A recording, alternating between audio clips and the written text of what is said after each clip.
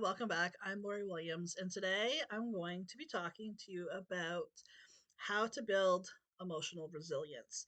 So, this is actually the first of going to be a three video series, starting today, obviously, and continuing over the next probably about 3 weeks, where I want to be able to teach you about how to build up emotional resilience, how to process your own emotions, how to allow yourself to have the emotions move through you. This is not necessarily like super beginner friendly. At this point, I'm kind of more looking towards meeting you in a place where you've already healed a lot of your traumas, because the truth of it is our traumas create our wounds, which then become triggered and cause the emotional reaction that we have. So um, ultimately, if there is some healing that needs to be done, some deeper healing that needs to be done, I definitely encourage you to do that first before you start in on watching these videos. If you need help with that, I help clients day in and day out do that exact thing of being able to help them to heal their inner traumas so that they can step into their most true and authentic self. So today like I said, we're going to be talking about how to become like non-reactive, how to begin the process of building emotional resilience. And there's a few things that kind of need to be understood first before we can really start to understand, or to build that resilience. And the first part of what we need to understand is that people cannot make you feel anything. Someone outside of you cannot make you feel anything that you are not giving permission to feel. Essentially, so let's say hypothetically, if I said something negative about you to a mutual friend of ours, and then it got back to you that, hey, I got that I had said that about you, and you're very hurt by that. You're not necessarily hurt by the thing that I said. You think you are. You're not actually hurt by the thing that I said. There's a part of you that has been triggered. That part of you is your own open wounds. This could be um, an actual wound, like a trauma based wound, or it could be more of a belief based wound, like, lack of self love, lack of being able to see your own self worth and your own value. But it's not the act of me saying something negative about you that hurts you. It's your already open emotional wounds that are attached to it that I'm triggering. So, the whole point of this three-part series is to teach you how to take your power back. Because if other people outside of you have the power and the ability to make you feel anything, they have way too much power over you. Way, way too much power over you. And it's time for you to take that power back. So, where I would like to see you get to is a point where if someone's saying something about you, even though they claim it's about you, you're in a place where you recognize that they're actually telling you about themselves. And this is the first part of the understanding, is understanding that people can only perceive you.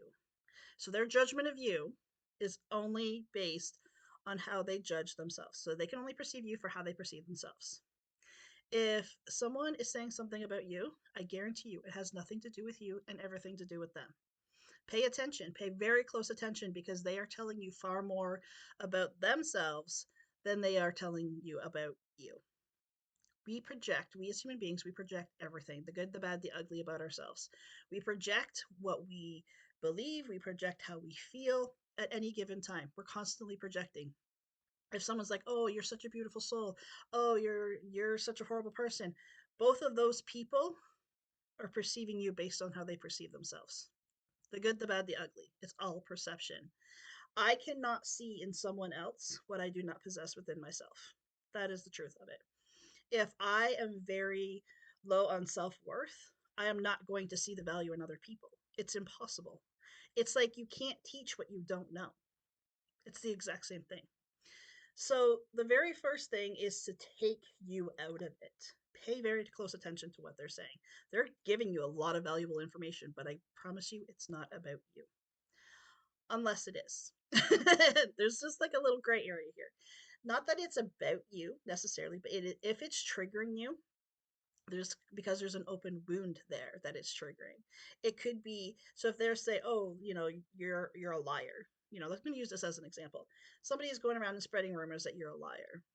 So, and this is actually something I actually had to work through. I really struggled with that because I'm probably too honest at times. And I pride myself in that I don't ever want to be perceived as being a liar. But the truth of it is the more people, and I've had, I think, two that have called me a liar, they're the ones that were less than honest. But it was triggering that aspect of myself where the truth of it is I was being too hard on myself. I was, holding myself to a standard that I expected everybody else to see. So, although I held myself to a very high standard, it was also causing a wound in myself because I was so harshly judging myself, right? Like, I have to be the honest person. I have to be that person. So, for people to not see that, I was like, what is wrong with you? Like, or what is wrong with me? Why am I not showing that to you? Because I, somewhere in my life, have decided that how other people perceive me is up to me, that what their belief of me is up to me. And the truth of it is, it has nothing to do with any of that, but there is an open wound there. So I stopped taking that focus from outside of myself and started looking within and be like, okay, you know am I actually a liar? Did I lie in this situation? I'd be like, absolutely not. I know that 100, like, 1,000% true. But I also understand too that everybody has a different perspective. So it might be a difference of perspective. Like, our perception is just different.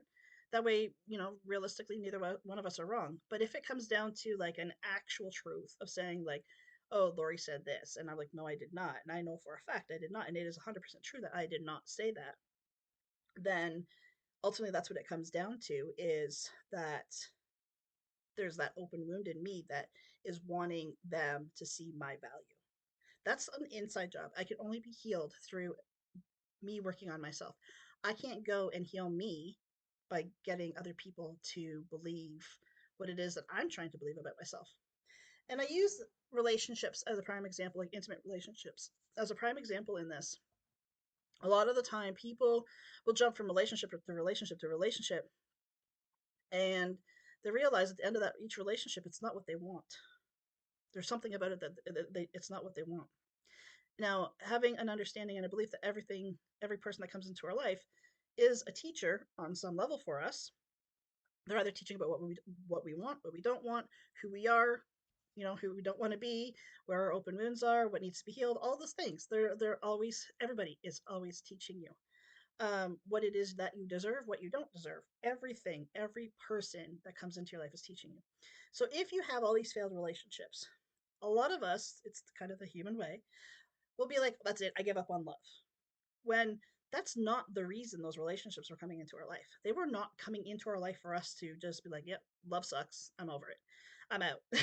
I'm not going to have any more relationships. What it's doing, what those relationships are supposed to do, is make us realize, A, that we're settling. And the reason that we're settling is because we don't have enough self worth and self love. We're lacking the love we're looking from somebody else to fill us up, is because we're lacking that in ourselves. And the universe is showing us that, hey, you cannot find that love that you need within yourself in anybody else. It's not going to happen. You're going to be left disappointed every time. But instead of going in and healing that, we just give up. We're like, no, I'm like, the anti love now, and I'm putting barriers around my heart, and I'm going to have walls so high nobody's going to be able to pass them. That is such the wrong thing to do, because you're not healing anything. You're going into protection, which, if you're protecting yourself, you're actually stopping yourself, not from being hurt, but from being loved and from loving other people. So that's just an actual detriment. This is something I had to learn the hard way too. So there's no way, shape, or form is there any judgment coming from me, because I've had to learn through this too. But it is so profound and life changing once you realize that the thing that you're looking outside of yourself for, and this is true, whatever is not working in your life, it's either because it's not meant to work out for you, it's not aligned with you, or it's trying to teach you something that you're looking for outside of yourself that you actually need to start looking within for. So, making sure that you are very aware of what you're trying to put onto other people and what you need to take on as your own. That also leads me into responsibility. So, say for an example, if you and I have a huge blowout, and I said some very nasty things about you, you said some very nasty things about me. Um, recognizing in that moment that the things that I said or did is 100% my responsibility. Understanding that in that moment is paramount to getting your emotions set in the right place. Because here's the thing, say, for an example, if I say, oh, you're a horrible, nasty person, and you take that on as your truth, you will never be able to heal that. Never. Because it's not yours. You're holding it as your own, but it's not yours. When you hold on to guilt and shame that was put on you by someone else, again, like I said, this was before you had the emotional awareness to know that they can't do that, but you did. You took that on as your own from something that happened, years ago. You have to, before you can heal anything, you have to make sure that you're healing what belongs to you. And you need to be like fully flat out honest with yourself on this. You need to be like in a non-judgmental way of being like, okay, that guilt and that shame was because I took that on, but it was never mine to take on. And putting it back where it belongs. Like, I release that. I'm putting that down. It does not belong to me. There's nothing I can do with that. I need to let it go. That's the other person's to like responsibility to take that. But then fully saying, okay, well, I said this. What does that define about me? What is it telling me? The fact that I lashed out in that way, what is it telling me that I need to heal within myself? The biggest thing, especially around defensiveness, is defensiveness shows that when you're coming to a defensive state against someone else and you're trying to defend who you are and get them to see all the things, it's just showing you that, it should be showing you that you lack the self love, that it's your own insecurities that are shining through. So, the truth of how to handle once you're healed, and you will get there, but once you're healed, how you will find yourself handling what other people say about you. And I'm at a point with this now. It's like I sit there and I listen and I pay a lot of attention and then I send them love because it's them that needs it. They're not validating or invalidating me in any way, shape, or form. And I'm also at a point too where I know enough about myself, the good, the bad, the ugly. I know about myself.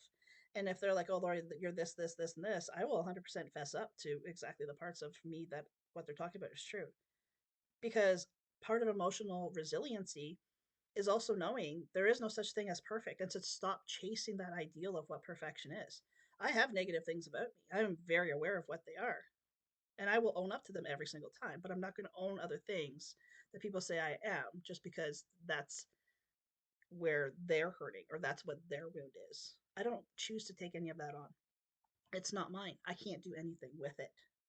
So ultimately, it comes down to that what people think of you is none of your business.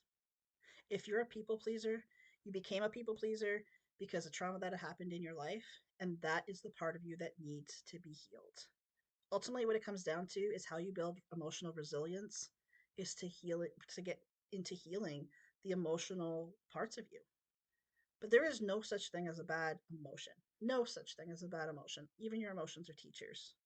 And if you can allow things like anger and grief and sadness and frustration and jealousy or whatever it might be, all these low vibe emotions to be your teacher and your guide to show you what needs to be healed, that's what leads to true, unshakable emotional resilience. And that's the place you want to get to. It's a process. You will get there. Just keep working on it. Thank you so much for joining me today. I'll see you back here next time. Until then, take care. Bye for now.